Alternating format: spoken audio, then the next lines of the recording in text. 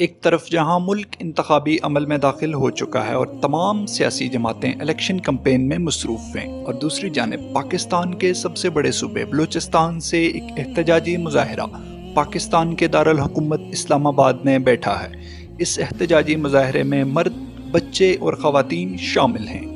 6 دسمبر کو تربت سے جبری گمشدگیوں اور ماورائے عدالت قتل کے خلاف لانگ مارچ نکالا گیا، جو تمام رکاوٹوں کے باوجود اسلام آباد پہنچ گیا ہے اور یہاں دھرنا جاری ہے۔ دھرنے میں مطالبہ کیا جا رہا ہے کہ بلوچستان میں جبری طور پر لاپتہ افراد کو بازیاب کیا جائے اور لوگوں کو ماورائے عدالت قتل کرنے کے غیر انسانی عمل کو فوری طور پر روکا جائے۔ اہم بات یہ ہے کہ بلوچستان کے ان مظاہروں میں گزشتہ مہینے نومبر میں اس وقت شدت دکھائی گئی کہ جب 23 نومبر کو CTD کے مقابلے میں 4 لوگوں کے مارے جانے کی اطلاع سامنے آئی۔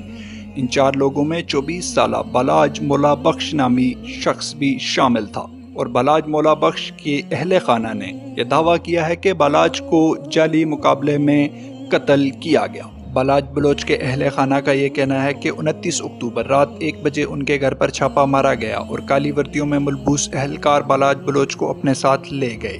جس کے بعد 20 نومبر کو دہشت گردی کی کارروائی میں ملوث ہونے کی FIR سامنے آ گئی، اور پھر 21 نومبر کو بالاج بلوچ کو تربت کی عدالت میں پیش بھی کر دیا گیا، اور عدالت نے انہیں 10 روزہ جسمانی ریمانڈ پر CTD کے حوالے کر دیا۔ لیکن ریمانڈ لینے کے ایک دن بعد 23 نومبر کو 3 لوگوں کے ساتھ بالاج بلوچ کی لاش تربت کے ہاسپٹل میں پہنچا دی گئی۔ CTD نے اس حوالے سے متعلق دعویٰ کیا ہے کہ بالاج بلوچ کی نشاندہی پر تخریب کاری کی منصوبہ بندی کو روکنے کے لیے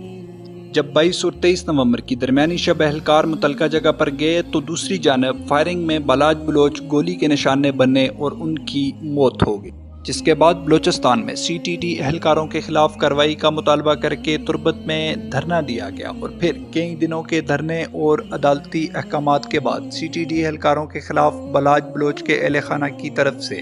FIR درج کی گئی، اور بلوچستان ہائی کورٹ کے حکم پر CTD اہلکاروں کو معطل کیا گیا، اور بعد میں بلوچستان حکومت نے اس پر ایک کمیٹی بھی تشکیل دے دی۔ مگر اس دھرنے کی وجہ سے بلوچستان بھر سے جبری گمشدگیوں اور ماورائے عدالت قتل کے خلاف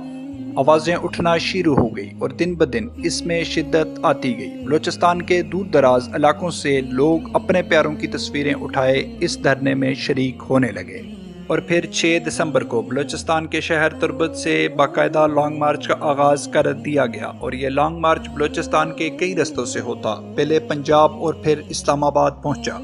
DG خان کے مقام پر پولیس کی جانب سے کئی اراکین کو گرفتار کیا گیا، مگر تربت سے چلنے والا یہ قافلہ پھر جب اسلام آباد پہنچا تو ان پر آنسو گیس کی شیلنگ بھی کی گئی۔ اسی دوران حامد میر اس مظاہرے میں بلوچ کے شانہ بشانہ نظر آئے۔ اب ہوگی آپ کی بات صرف DTH نیوز پر۔